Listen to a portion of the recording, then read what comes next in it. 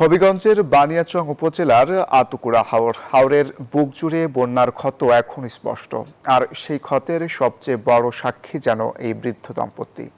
জীবনের শেষ বর্ষে যেখানে বিশ্রামে থাকার কথা, সেখানে পেটের দায়ে এখনও হাওরে কঠোর পরিশ্রম করে যাচ্ছেন জহির উদ্দিন ও তার স্ত্রী আমরজান বেগম।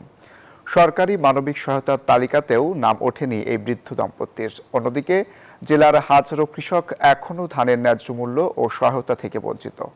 শ্রীকান্ত গোপের তথ্য, চিটিআর রিপোর্ট।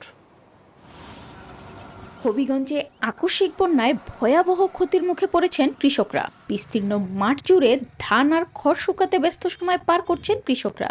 আর এই ব্যস্ততার মাঝেই চোখে পড়ে ৭০ বছরের বৃদ্ধ জহির উদ্দিন ও তার স্ত্রী আমরজান বেগম। ধানের খড় শুকিয়ে পালা দিয়ে রাখছেন এই বৃদ্ধ দম্পতি।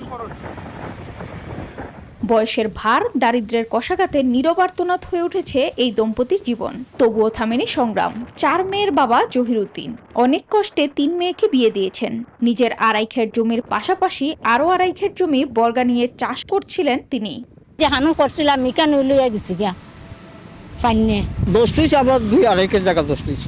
শুধু জহির উদ্দিনই নন, এবার অকাল বন্যায় ক্ষতিগ্রস্ত হয়েছেন হবিগঞ্জ জেলার হাজারো কৃষক। কৃষি বিভাগের তথ্য মতে জেলার প্রায় ১২,০০০ হেক্টর জমির ধান নষ্ট হয়েছে। এতে ক্ষতিগ্রস্ত হয়েছেন ২৩,০০০-এরও বেশি কৃষক। সরকারি মানবিক সহায়তার তালিকা তৈরি হলেও এখনো অনেক কৃষকের হাতে পৌঁছেনি সেই সহায়তা। আমরা বর্তমান মেম্বারের কাছে আইডি কার্ড দিছি, যারা ক্ষতিগ্রস্ত বেশি হয়েছে এরা আগে পাক। ধানের দর নাই ৫০০-৭০০ এমন হয়, এলা ধানের বিচ্ছি না। ক্ষতিগ্রস্ত কৃষকদের তালিকা যাচাই বাছাই চলছে বলে জানিয়েছে জেলা ত্রাণ ও পুনর্বাসন বিভাগ। প্রকৃত ক্ষতিগ্রস্তদের বাইরে কাউকে তালিকায় অন্তর্ভুক্ত করা হলে কঠোর ব্যবস্থার হুঁশিয়ারি দিয়েছেন জেলা ত্রাণ ও পুনর্বাসন কর্মকর্তা। বসুন্ধরা টিস্যু, অশুদ্ধতার বিরুদ্ধে এক বিন্দুও ছাড় নয়। জেলা প্রশাসক মহোদয় নির্দেশনা দিয়েছেন যাতে প্রকৃত কৃষকরাই এই তালিকা অন্তর্ভুক্ত হয় এবং এখানে যাতে কোনো অনিয়ম পরিলক্ষিত না হয়, এবং নির্দেশনা দিয়েছেন কোনো অনিয়ম পরিলক্ষিত হলে আইনানুগ ব্যবস্থা গ্রহণ করা হবে।